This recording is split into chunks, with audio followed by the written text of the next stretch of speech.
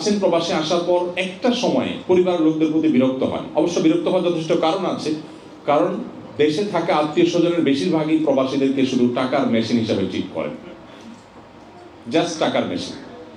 মনে করেন যে তারা শুধুমাত্র টাকা পয়সা দিবেন আর দেশে যারা আছেন তারা বসে বসে খাবেন।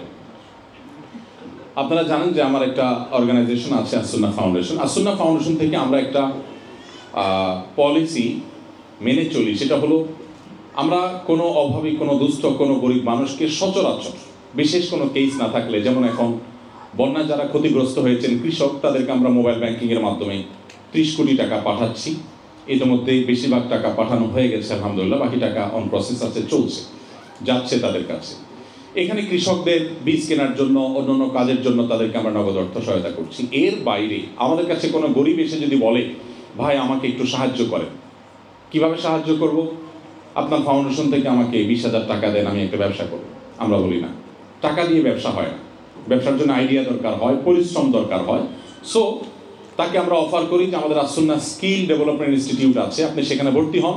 সেখানে আপনি যে পর্যায়ের হন, মহিলাদের জন্য আলাদা, মেয়েদের জন্য স্মার্ট টেইলারিং এবং ব্লক বাটিকের ট্রেনিংয়ের আমাদের সেকশন আছে, সেখানে মেয়েরা ট্রেনিং নিচ্ছে। ট্রেনিংয়ের পর তাদের পিছনে এক একজন বোনদের পেছনে, এক একজন মহিলার পেছনে আমরা 1 লক্ষ টাকা প্রায় খরচ করি। ট্রেনিংয়ের পর তাদেরকে 100% থাকা খাওয়া ফ্রি করি। একটা নামমাত্র টোকেন মাইনে নেওয়া হয় শুধু তার সিরিয়াসনেসের জন্য, আর সম্পূর্ণ টাকা ফ্রি তাকে দিয়ে ট্রেনিং করানোর পর তাকে বাসায় কাজ করবার উপযোগিতা তৈরি করবার জন্য যা যা লাগে, মেশিন থেকে নিয়ে, সুতা থেকে নিয়ে, কেচি থেকে নিয়ে সব কিছু কিনে আমরা তাকে দিয়ে দিই। এবং তৈরি করার পর তিনি বাসায় গিয়ে প্রোডাক্ট তৈরি করার পর ওই প্রোডাক্টগুলো আমি আমার ফেস ভ্যালু দিয়ে সেল করে দেওয়ার চেষ্টা করি। আমাদের বিভিন্ন প্রোগ্রামে, বিভিন্ন ইভেন্টে আমরা তাদের স্টল করে দিই, তারা তাদের মালগুলো বিক্রি করে তারা টাকা নিয়ে যান। এভাবে আমাদের বোনদেরকে আমরা স্বাবলম্বী করার চেষ্টা করি। পুরুষকেও যদি অভাবী আসে, আমরা বলি তুমি যদি অশিক্ষিত হও, স্বল্প শিক্ষিত হও, তুমি আমাদের ড্রাইভিং স্কুলে ভর্তি হয়ে যাও। তোমার যদি আগ্রহ থাকে সেক্ষেত্রে আমার সে প্রশিক্ষণ আছে, সেখানে ভর্তি হয়ে যাও। তুমি যদি এইচএসসি কমপ্লিট করে থাকো তাহলে আমাদের কম্পিউটার বিভিন্ন কোর্স আছে, স্মল বিজনেস ম্যানেজমেন্ট কোর্স আছে, অফিস ম্যানেজমেন্ট কোর্স আছে, অ্যাকাউন্টিংয়ের উপরে কোর্স আছে, সেগুলো করো। তুমি যদি গ্রাজুয়েশন করা থাকো তাহলে সেক্ষেত্রে আমাদের ওয়েব ডেভেলপমেন্ট কোর্স আছে, সেগুলো করো। ট্রেনিংয়ের পর 100% এই মানুষগুলোকে আমরা চাকরি দেওয়ার চেষ্টা করি। আমার এই এক্সপিরিয়েন্স আপনাদের সাথে শেয়ারের জন্য করছি।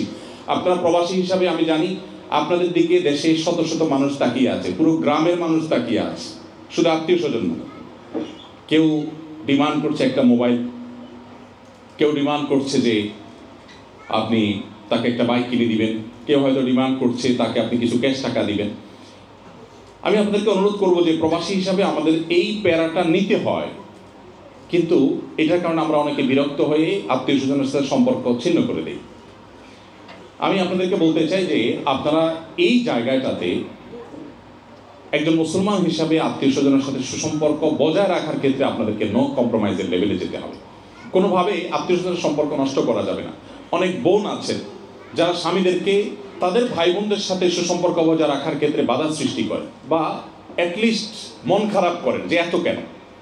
আবার পুরুষদের অনেকে আছেন যে নিজের বাপ ভাই তাদেরকে নিয়ে যত টেনশন করেন, চিন্তা করেন, শ্বশুর ভাইয়ের যারা আছেন, স্ত্রীর দিককার যারা আছেন তাদের দিকে ততটুকু খেয়াল করেন। এখানে ব্যালেন্স করতে হবে।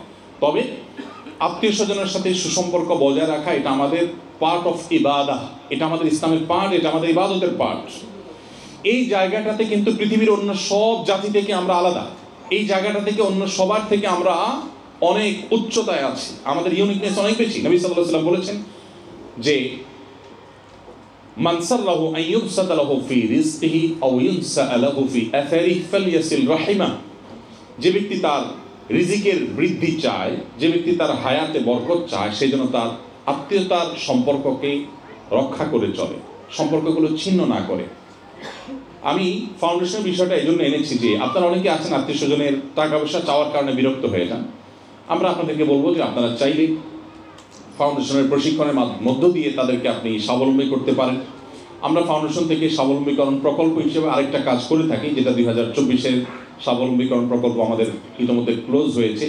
সারা দেশের প্রত্যেকটা জেলা থেকে আবেদন করবার অবাধিত সুযোগ থাকে। সেখান থেকে আমরা প্রতি বছর 2 থেকে 2,500 ফ্যামিলিকে স্বাবলম্বী করে থাকি। যিনি গরু কিনে দিলে স্বাবলম্বী হবেন বলে মনে হয় আমাদের কাছে, তখন তাকে আমরা একটা গরু কিনে দিই।